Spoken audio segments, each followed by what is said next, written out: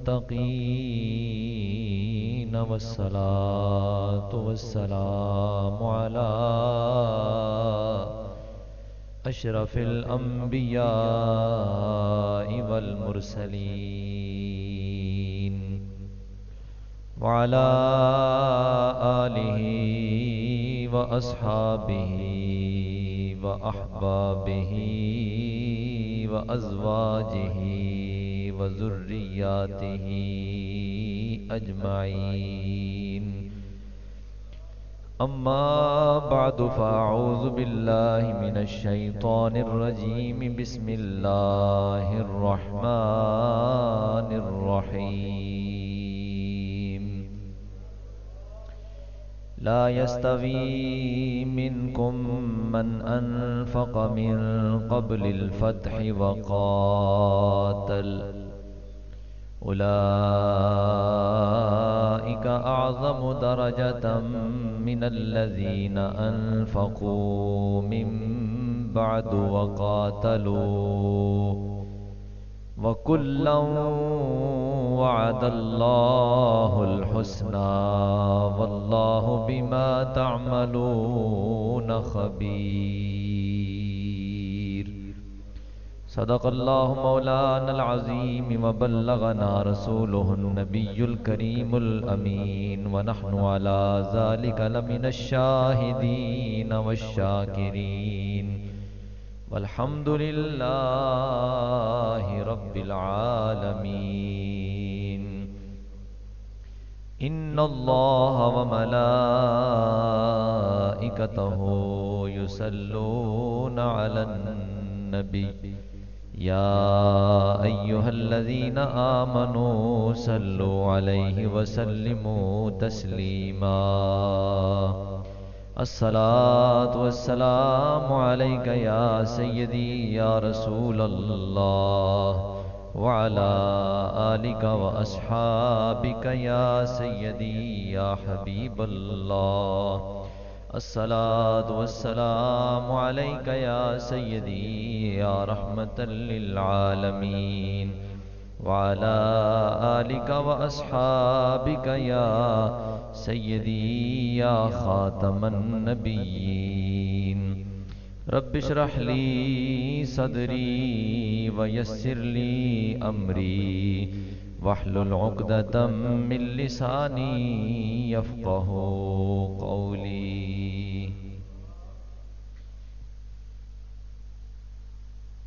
अल्लाह जल्ल मजदुहुल करीम की हम्द व सना और हुजूर ताजदार कायनात ज़ीनत बज़्म कायनात फ़ख्र मौजूदात दस्तगीर जहां गम गुसारे ज़म्मा सैयद सरवरा हामी बेकसां अहमद मुज्तबा हबीब किब्रिया जनाब मुहम्मद मुस्तफ़ा सल्लल्लाहु तआला अलैहि वसल्लम की बारगाह अक़दस में हदिया दुरूद व सलाम पेश करने के बाद काबिल एहतराम हाज़रीन व सामीन अस्सलामु अलैकुम व रहमतुल्लाहि व बरकातुहू। अल्लाह रब्बुल इज़्ज़त हमारी इस हाज़री को अपनी बारगाह बेनियाज में दर्जा क़बूलियत अता फरमाए और बंदा नाचीज़ को हक़ व सदाक़त के साथ बात कहने की तौफ़ीक मरहमत फरमाए और उसके बाद रब्बे ज़ुल जलाल हम सब को हक़ समझने की, उसे मानने की और उसी पर ही कायम रहने की तौफ़ीक नसीब फरमाए। अहबाब ज़ी वक़ार, रजबुल मुरज्जब की आज 16 तारीख़ है और इस मुबारक महीने की 22 तारीख़ को अमीरुल मोमिनीन कातिब वही खालुल मुस्लिमीन सहाबी रसूल हज़रत सैयदना अमीर मुआविया रज़ियल्लाहु ताला अन्हु का यौम विसाल है, जिस मुनासबत से चंद मारूज़ात सहाबा कराम की शान व अज़मत और बिलखुसूस सैयदना अमीर मुआविया रज़ियल्लाहु ताला अन्हु की शान अधर बज़ुबान नबी पाक सल्लल्लाहु अलैहि वसल्लम आपके गोशगुजार करने की सआदत हासिल करता हूँ। मकसूद ये है कि इस पुरफितन दौर में जहां और कई सारे फितने सर उठाए उम्मत के अंदर मौजूद हैं, वहीं एक बहुत बड़ा फितना हुब्बे अहले बैत के नाम पर सहाबा कराम अलैहिमुर रिदवान और बिलखुसूस सैयदना अमीर मुआविया रदी अल्लाह तआला अन्हु के बारे में तबर्राबाजी, तानो तशनी और सब्बो शतम के बारे में इस वक्त मार्ज वजूद में है। उसकी सरकोबी करना भी मकसूद है और अपने ईमान का तहफ़्फ़ुज़ करना भी ज़रूरी है, क्योंकि वजह यह है कि अगर हम अपने आप को अहले ईमान कहते हैं तो ये ईमान बराह रास्त आसमानों से उतर कर हमारी गोद में नहीं आ गया, बल्कि जिन राहों और रस्तों से चलकर ये ईमान का अजीम नूर हम तक पहुंचा है, हम उन रास्तों का भी जब तक हया नहीं करेंगे, एहतराम नहीं करेंगे, तो अपने आप को भी सच्चा कहना मुश्किल हो जाएगा। लेकिन बड़ी डिटाई के साथ, बड़ी दिलेरी के साथ और बड़ी जुर्रत और बेबाकी के साथ कुछ लोग इस बात में बहुत आगे निकल चुके हैं। और अब तो बिलखुसूस सोशल मीडिया का दौर है। घर में अपने बैठ के चैनल बनाता है बंदा, उस पर बकवासात करके मीडिया पर फेंक देते हैं। कौम आगे लड़ती रहे, मरती रहे, झगड़ती रहे, जो मर्जी होता रहे, वो घर में बैठे हैं अपना चैनल बनाकर। तो कोई रोकने वाला नहीं, कोई पूछने वाला नहीं, दीन की समझ कोई नहीं, और गैरत नाम की चीज़ वो मौजूद कोई नहीं। हया मौजूद हो, गैरत मौजूद हो, ईमान की सही परख और समझ मौजूद हो, तो फिर बंदा हर बात करने से पहले सोचता है। और जो ये तरह तरह के फितने इस वक्त उम्मत में मौजूद हैं, उनमें बड़ा किरदार इस वक्त सोशल मीडिया का है। तो इस हवाले से मैं ये भी अर्ज करना चाहता हूँ कि इख्तिलाफ उलमा के माबैन या सहाबा कराम और अहले बैत और ताबईन के माबैन, अकाबरीन मिल्लत के दरमियान पहले भी था। थोड़ा बहुत इख्तिलाफ हो जाना कोई बड़ी बात नहीं। एक घर में बाप बेटे का भी इख्तिलाफ हो जाता है, माँ और बेटी का भी इख्तिलाफ हो जाता है, खामद और बीवी का भी हो जाता है। लेकिन ये तो कोई मसला नहीं है कि मियाँ बीवी का थोड़ी सी बात पे झगड़ा हुआ और उसने वीडियो बना के कहाँ फेंक दी है, नेट पे फेंक दी है कि फलां घर में क्या हो रहा था, ये झगड़ा हो गया।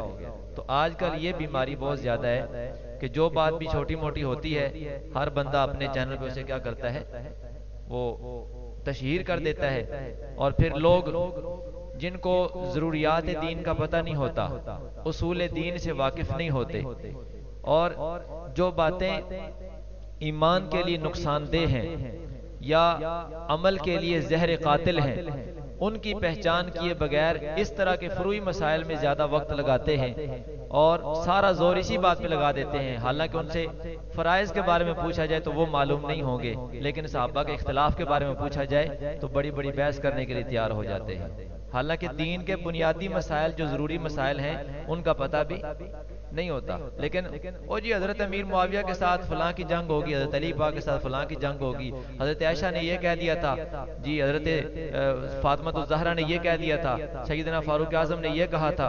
वो अल्लाह का बंदा, जो तेरे पास जितना इल्म है उसके मुताबिक तो बात कर, जो तेरे ऊपर सीखना जरूरी है पहले वो तो सीख ले।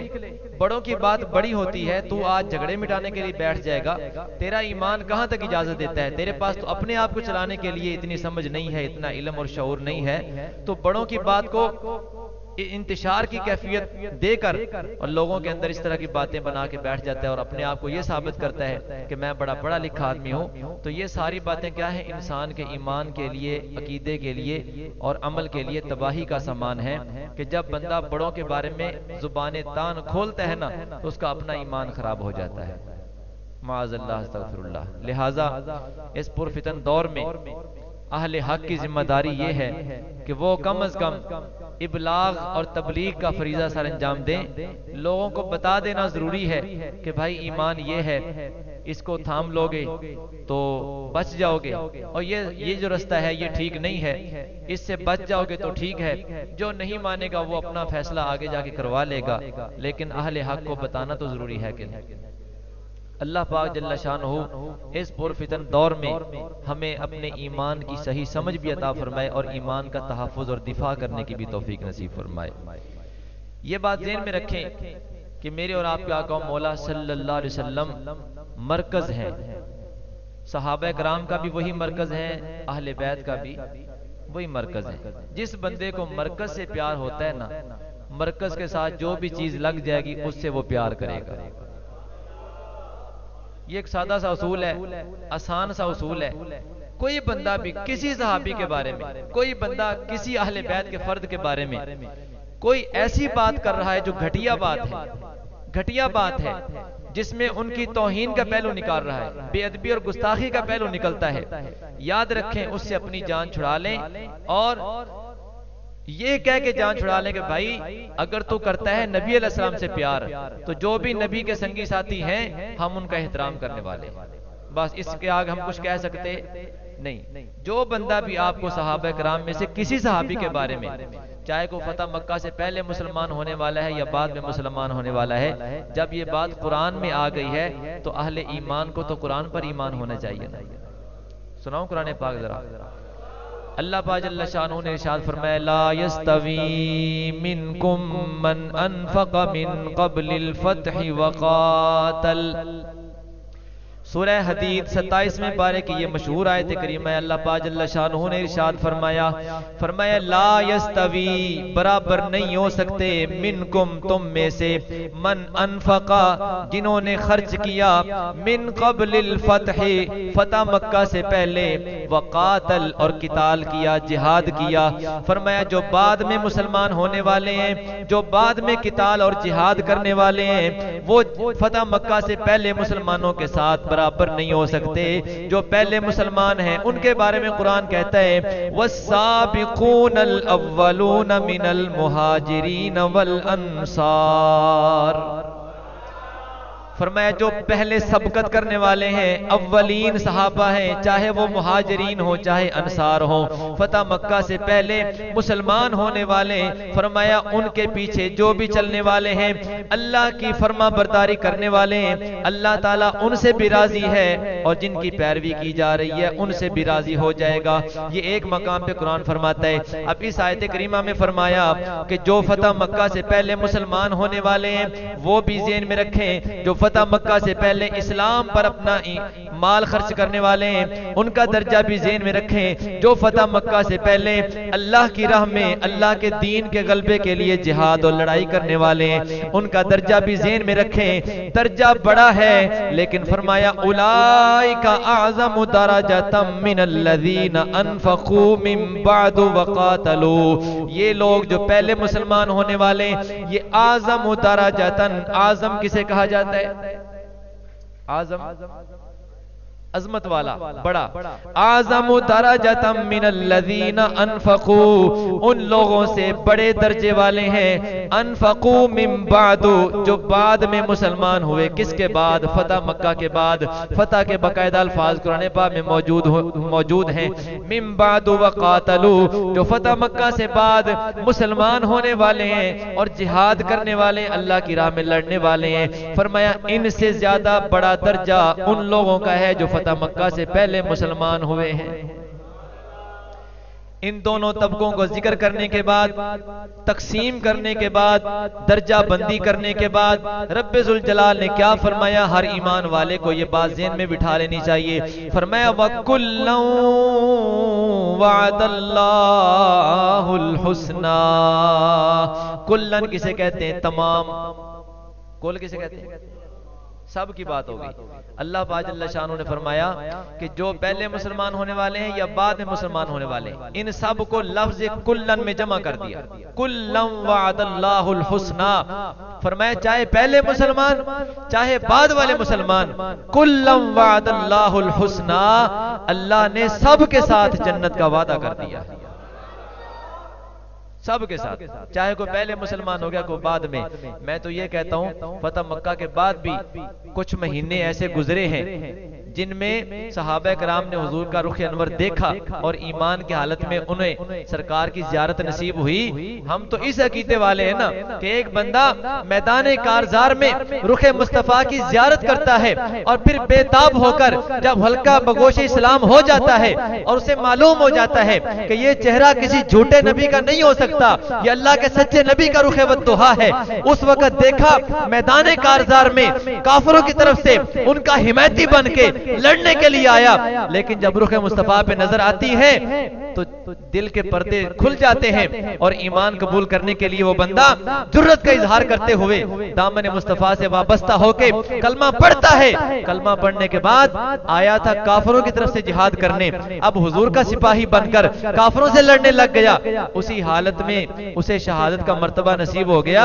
उसके बाद पूरी कायनात के औताद अख्ताब वली गौस कुतुब सब इकट्ठे हो जाएं, वो जो चंद मिनट का सहाबी है ना उसके पांव की लगने वाली जो खाक है उसके बराबर भी नहीं पहुंच सकते। सहाबी का ये मकाम होता है, क्योंकि आज हाफिज बन सकता है बंदा, कारी बन सकता है, हाजी बन सकता है, मुजाहिद बन सकता है, सखी बन सकता है, गाजी बन सकता है, सब कुछ बन सकता है, लेकिन सहाबी क्या करता है जी?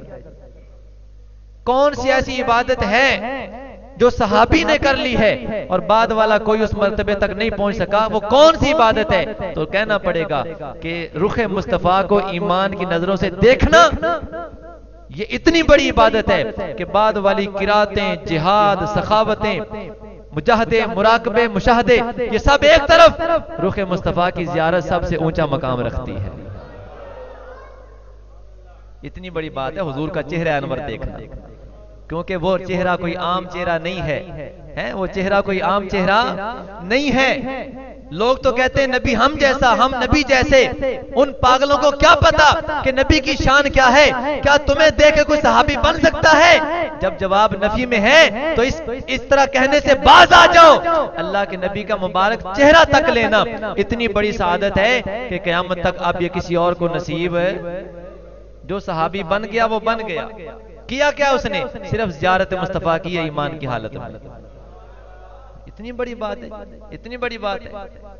फिर मुझे कहने दीजिए, वो एक शायर ने बड़ी कमाल की बात की है। एक शेर उसमें है तो काबिले तशरी, लेकिन सिर्फ समझने के लिए बाकी अशार और मिसरों में आप तवज्जो कीजिए कि अल्लाह के नबी की जात कैसी है। अल्लाह ने मुस्तफा करीम अलैहिस्सलाम को अपनी कुदरत का कैसा अजीम शाहकार बनाया है। फरमाया कि बेहद ने अजब काम किया, हद कर दी। बेहद ने अजब काम किया, हद कर दी। गुंजाइश तनकीद सभी रद्द कर दी। खुद तो पर्दे में रहा।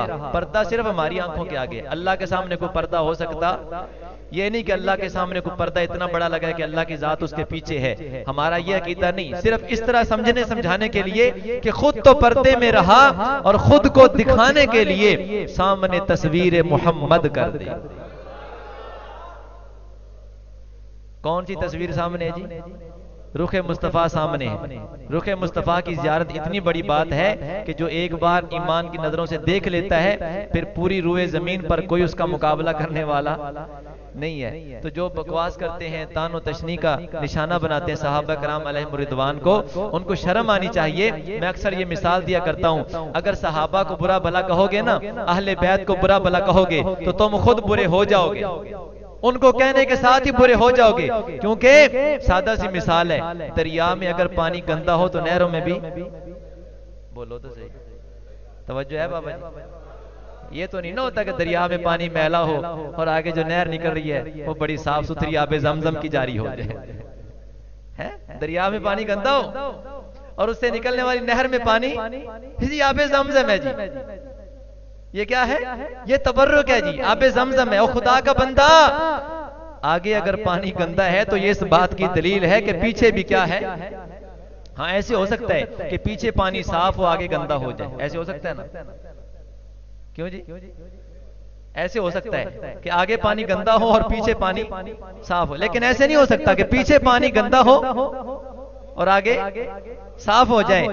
ये बात जरूरी है कि भाई जिन रस्तों से चल के ईमान, कुरान, दीन, शरीयत, अल्लाह के अहकाम जिन रस्तों से चल के आए हैं ना, सुनिए कानून क्या है। अल्लाह के प्यारे महबूब सल्लल्लाहु अलैहि वसल्लम ने फरमाया तमाम सहाबा से, बल्लिगू अन्नी वलौ आयतन, ऐ मेरे सहाबा मैंने अल्लाह का पैगाम तुम तक पहुंचा दिया है, बल्लिगू अन्नी वलौ आयतन, अब ये पैगाम तुम आगे पहुंचाओ, अगरचे एक आयत तुम्हें मालूम है तो वो भी आगे पहुंचा दो।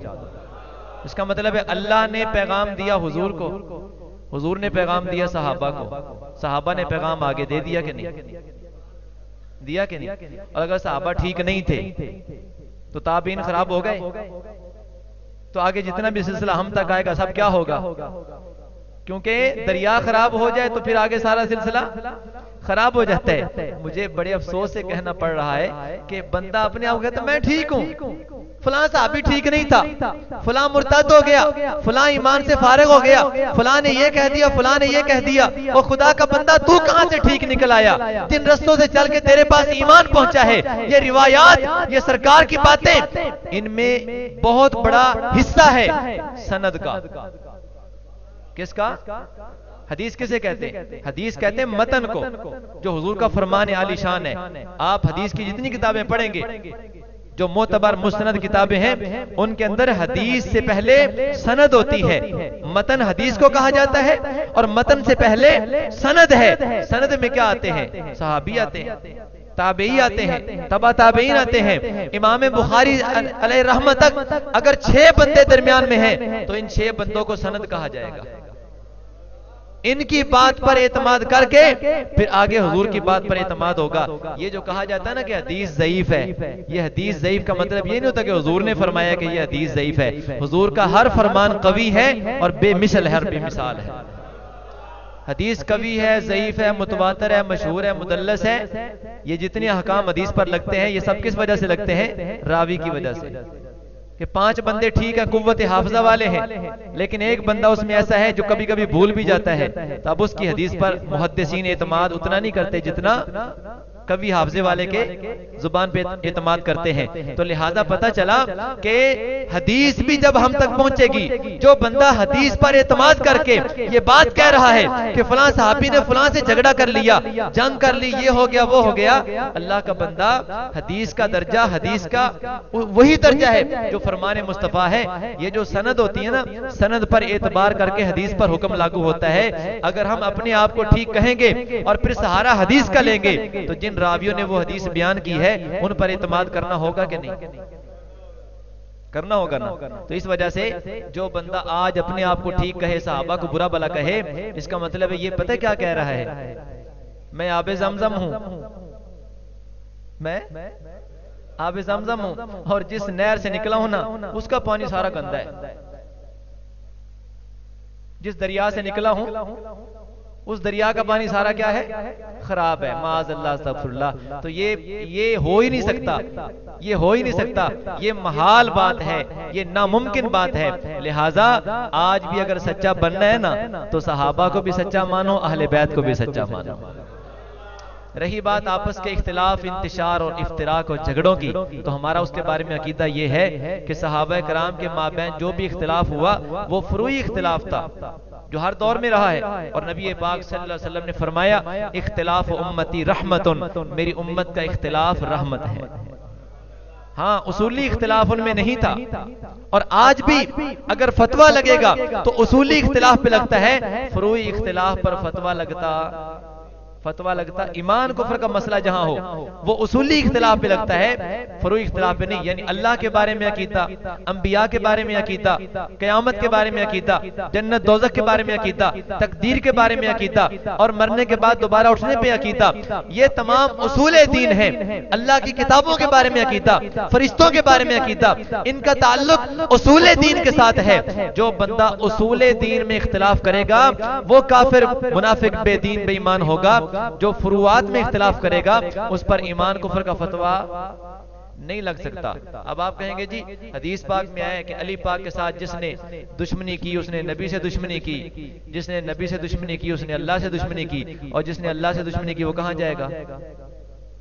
ठीक है, हदीस पाक है ना, हदीस पाक का मफ़हूम मैंने अर्ज़ किया है कि जिसने अली पाक से मोहब्बत की उसने नबी से मोहब्बत की, जिसने नबी से मोहब्बत की उसने अल्लाह से मोहब्बत की। बल्कि मैं एक सहारा लेते हुए हदीस पाक सुना ना दूं आपको, ये तो अली पाक के बारे में है ना, मैं सारे सहाबा के बारे में बता देता हूँ। मुझे जरा बोलो सुभान अल्लाह। अल्लाह पाक के प्यारे महबूब सल्लल्लाहु अलैहि वसल्लम ने इरशाद फरमाया, अन अब्दुल्लाह इब्न मुगफ्फल, अब्दुल्लाह बिन मुगफ्फल रावी हैं, क़ाला क़ाला रसूलुल्लाह सल्लल्लाहु अलैहि वसल्लम, अल्लाह अल्लाह फी अस्हाबी, अल्लाह अल्लाह फी अस्हाबी।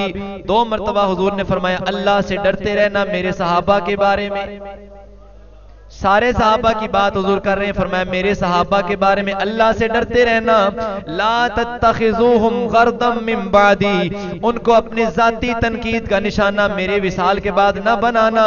फमन अहब्बहुम फबिहुब्बी अहब्बहुम, जो उनसे मोहब्बत करेगा वो मेरी मोहब्बत की वजह से करेगा। वमन अबगदहुम फबिबुग़दी अबगदहुम, जो इन सहाबा से बुग़्ज़ रखेगा वो मेरे बुग़्ज़ की वजह से रखेगा।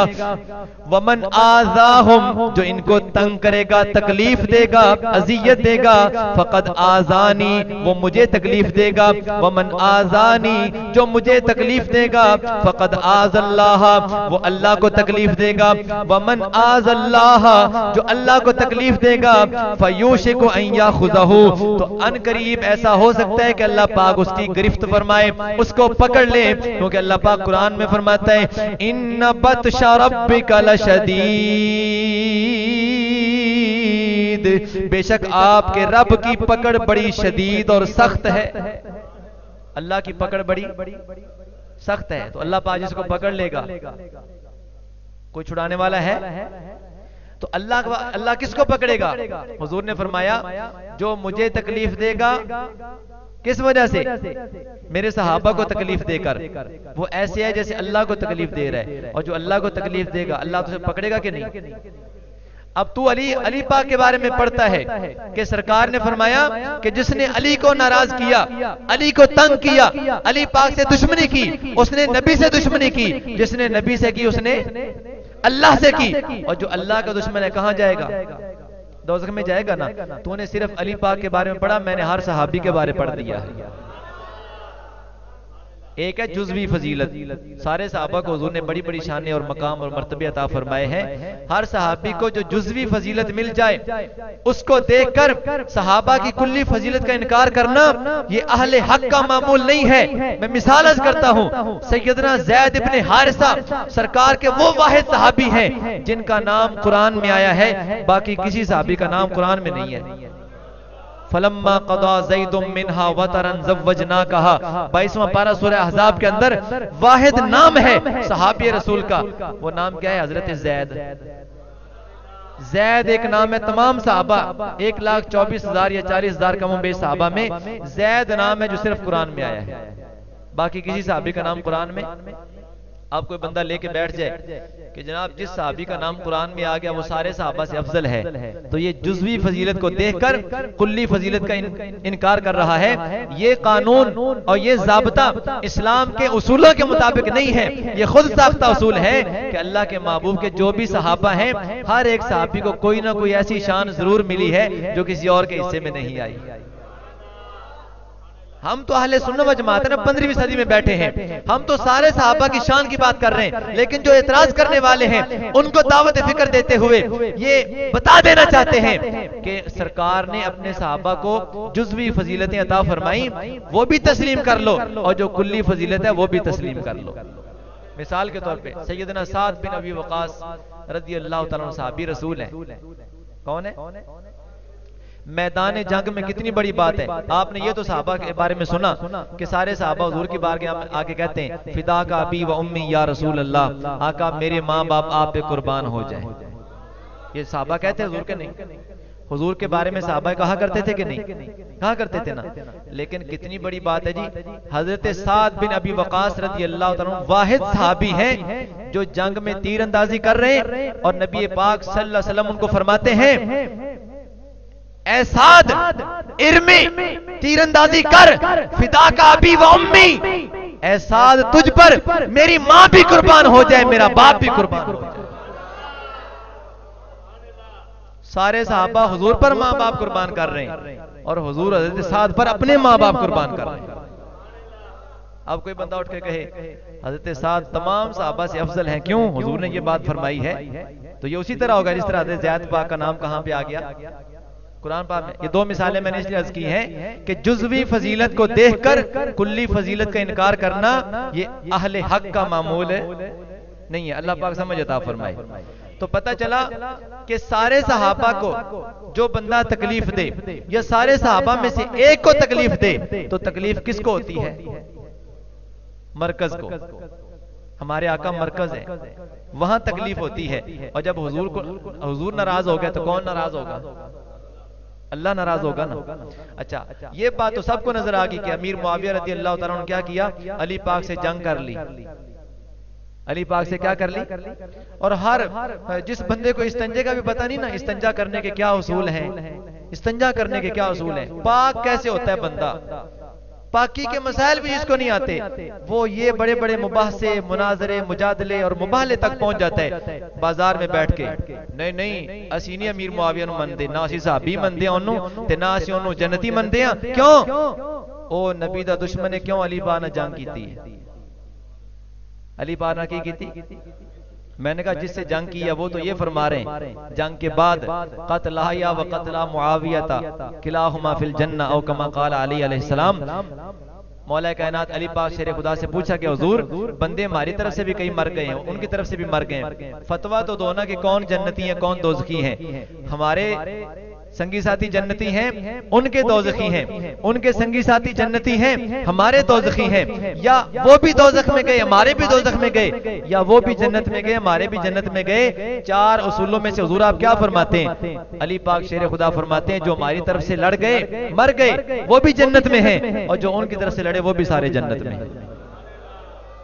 जिनके साथ जंग हुई है वो इस तरह सुलह कर रहे हैं और ये फतवा जारी कर रहे हैं, और ये 15वीं सदी में बैठ के उनकी लड़ाई और झगड़े यहां निपटाना चाहता है, फैसले करना बैठ गया गली में बैठ के।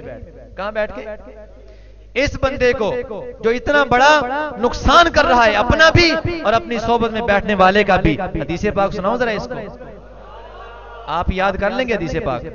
मैं हदीस पाक सुनाता हूं। हदीस पाक भी बुखारी शरीफ से। कौन सी किताब है? बुखारी शरीफ से। मजमून क्या है? जिसने अली पाक को नाराज किया उसने किसको नाराज किया? याद रह जाएगा। और जिसने नबी को नाराज किया उसने किसको नाराज किया? अल्लाह को। ये हदीस पाक है। हद्दसना कुतैबा इब्न सईद क़ाल हद्दसना अब्दुल अजीज इब्न अबी हाजिम अन अबी हाजिम अन सहल इब्न साद क़ाल जा रसूलुल्लाह सल्लल्लाहु अलैहि वसल्लम बैत फातिमा। हजरत सहल बिन साद रावी हैं, फरमाते नबी पाक सल्लल्लाहु अलैहि वसल्लम बैत फातिमा सैयदा कायनात खातून जन्नत अपनी बेटी मुबारका के घर में तशरीफ लेके आए। फलम यजिद अलियन, अली पाक को घर में ना पाया, अली पाक घर में मौजूद नहीं थे।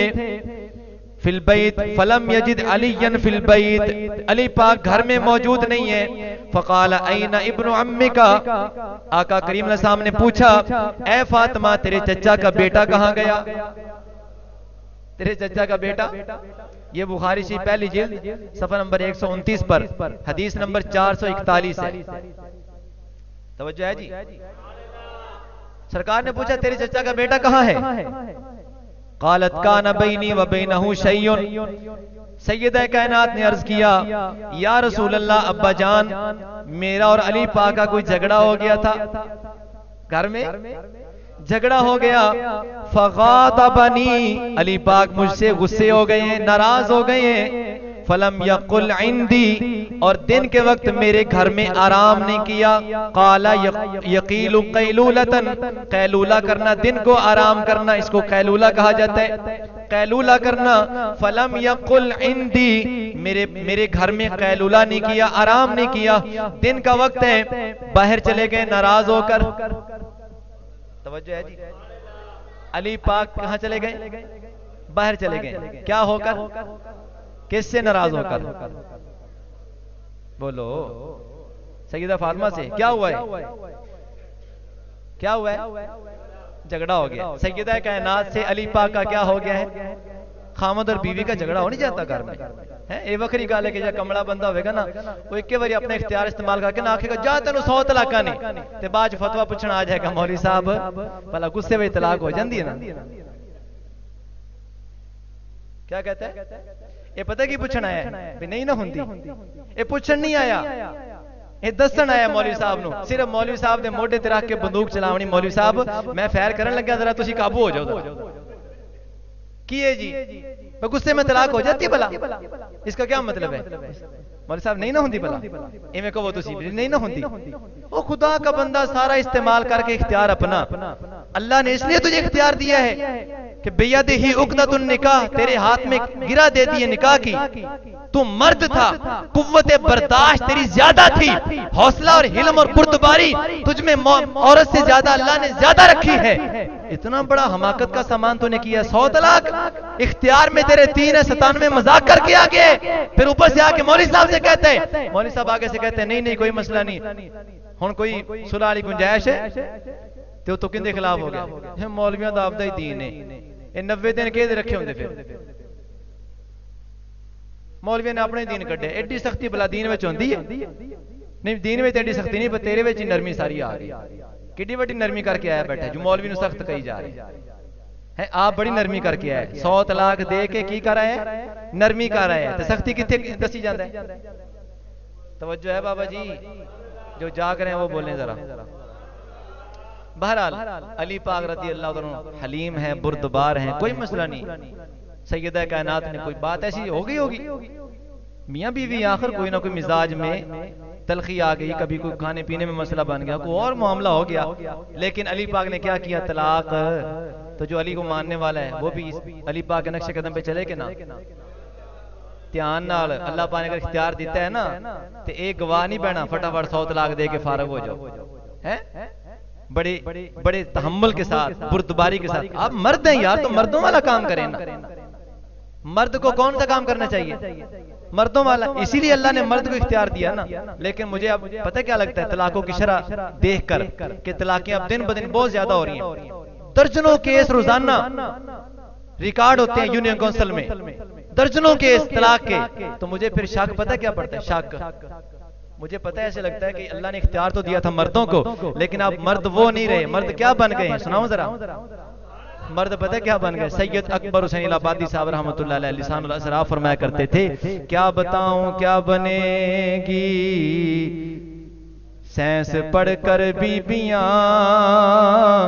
बीबियां शौहर बनेगी शौहर बनेंगे बीबियां ता हुण तलाकां फिर की होने लग पियां वो मर्द अपने मर्दानगी पे कायम ही जब नहीं रहा उसको पता ही नहीं मर्द होता क्या है तो फिर तलाक भी कौन ज्यादा दे रहा है जिसके अंदर मर्दों वाली बात अब बहरहाल अली पाक ने क्या किया कोई तलाक शलाक गुस्से हो गए नाराजगी हो गई और सैयदा कायनात के घर में आराम दिन को नहीं किया बाहर चले गए जब चले गए ना फ़क़ाल रसूलुल्लाह सल्लल्लाहु अलैहि वसल्लम अल इंसान उन्जुर ऐना हुआ नबी पाक सल्लल्लाहु अलैहि वसल्लम ने एक बंदे की ड्यूटी लगाई तलाश करके ले आओ अली कहाँ है जाओ तलाश करो अली कहाँ है उसने आके खबर दी फजा वापस आया फ़क़ाल या रसूलल्लाह सल्लल्लाहु अलैहि वसल्लम हुआ फिल मस्जिद राक़िदुन आका वो तो मस्जिद नबवी में आराम कर रहे हैं लेटे हुए राक़िदुन आराम कर रहे हैं फजा रसूलुल्लाह सल्लल्लाहु अलैहि वसल्लम व हुवा मुस्तजिउन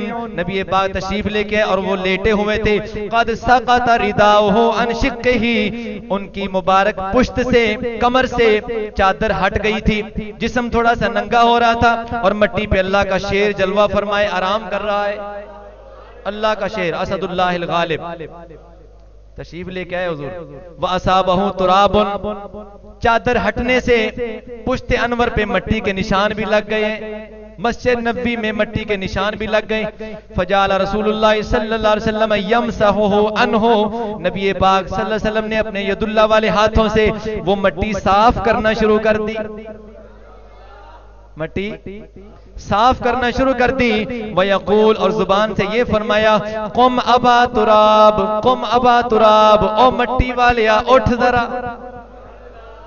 हो मिट्टी वाले मौला कायनात फरमाते जितने मेरे अलकाब है ना सबसे ज्यादा प्यारा लकब मुझे कौन सा लगता है अबू तुराब तुराब मिट्टी को कहते हैं ना तुराब किसको कहते हैं? है मट्टी पे लेटा है अल्लाह का शेर।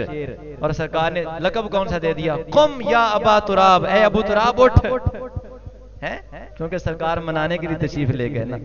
तो मुझे बताइए, मैं तो एक सवाल का जवाब दे रहा हूं कि अली पाक से दुश्मनी होगी जी, तो किससे दुश्मनी गिनी जाएगी? नबी पाक से। नबी पाक से दुश्मनी होगी तो किससे समझी जाएगी? अल्लाह से।